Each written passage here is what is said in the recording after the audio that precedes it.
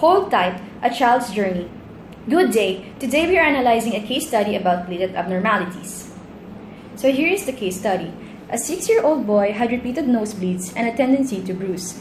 This concerned his aunt, a clinical laboratory scientist. She examined a blood film made from a capillary skin puncture sample and noted that the platelet count appeared normal, but that, contrary to the expectation with the capillary puncture sample, his platelets were not clamped on the blood film. She persuaded her sister to take the boy to a physician. The patient's CBC was normal, but his bleeding time exceeded 15 minutes. The PT, PTT, thrombin time, and fibrinogen assay were all normal. Platelet aggregation studies revealed a total lack of response to adenosine diphosphate, a partial response to collagen, and a normal response to ristocetin. The questions. Number 1, what is a likely cause for the patient's bleeding history and what laboratory tests might be helpful? Number 2, what is the basic defect in this condition? And number 3, what information was obtained by the original capillary puncture blood film? Based on the symptoms and tests conducted, the boy is presumptively diagnosed with Glanzmann thrombocythemia. The cause of excessive bleeding is due to the abnormality in one or the other genes for the platelet GP2B3A receptor, which prevents platelet from forming a plug when bleeding occurs. Flow cytometry is used to categorize the level of GP2B3A complexes on the platelet.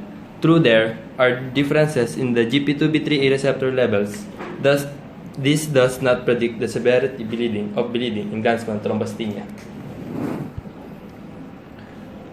Other laboratory assays can be utilized to better diagnose Glanzmann thrombocythemia, which are as follows. Number 1, the aperture closure time, also known as the PFA 100, is prolonged. Number 2, which is a very important diagnostic test for Glanzmann thrombocythemia, is the clot retraction time. It is absent or reduced.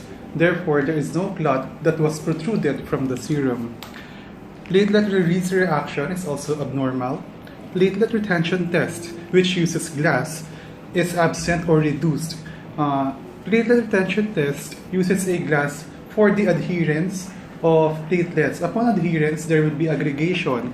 If GP2B3A is absent, there will be no aggregation, and thus the result is absent or reduced. Platelet coagulant activity is variably abnormal. Microparticle formation is also variably abnormal. Thrombus generation is abnormal because of the aggregation defect.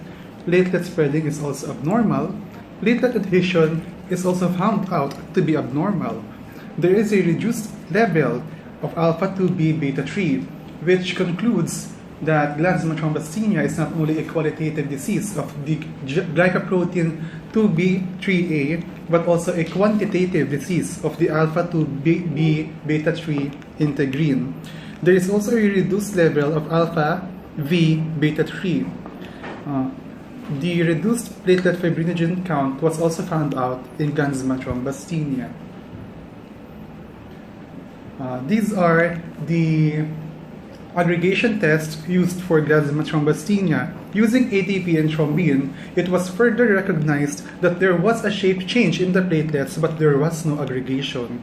Using epinephrine, there was clearly no response. Using collagen, there was pseudo-aggregation. It was almost confirmed as a positive test for aggregation, but collagen only produced a pseudo-aggregation, meaning that the aggregation isn't true, that it is a false positive. Thromboxane A2 is also used as an agonist in the aggregation test, which also produced no response. The ristocetin initially was normal, but in the second wave of the utilization of ristocetin, it was abnormal, meaning that the level of aggregation reduced. There was a cyclical aggregation, there was a disaggregation.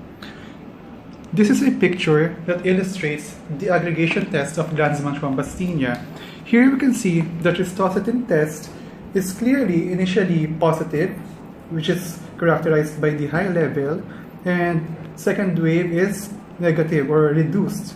And in the other agonist, there was no amount of response that was significant.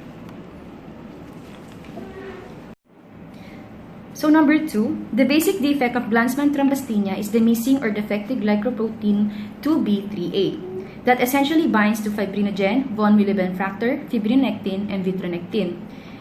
Glanzmann thrombasthenia is an autosomal recessive caused by mutations in the chromosome 17. It is found by Edward Glanzmann, a Swiss pediatrician. It has the highest frequency in Iraqi Jewish population, and platelets can't aggregate to each other, hence the title of our presentation.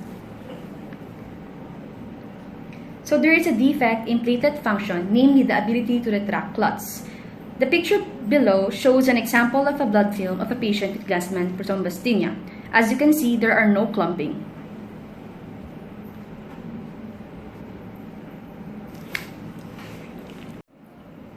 The third and last question. It is important to note that a normal platelet count on a routine blood smear does not rule out a diagnosis of Glanzmann thrombasthenia. In the picture from before, we noted that there was no clumping in the sample. That is abnormal. Using a sample from a freshly pricked finger should show clumping in contrast to a sample from an anticoagulated blood, such as in EDTA-2, well, there is no platelet clumping. If there is no clumping in the blood without anticoagulant, there could be a platelet aggregation defect, such as what's seen in Glanzmann thrombasthenia.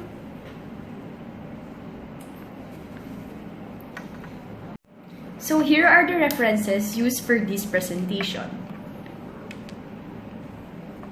And that concludes our presentation. Thank you very much for listening.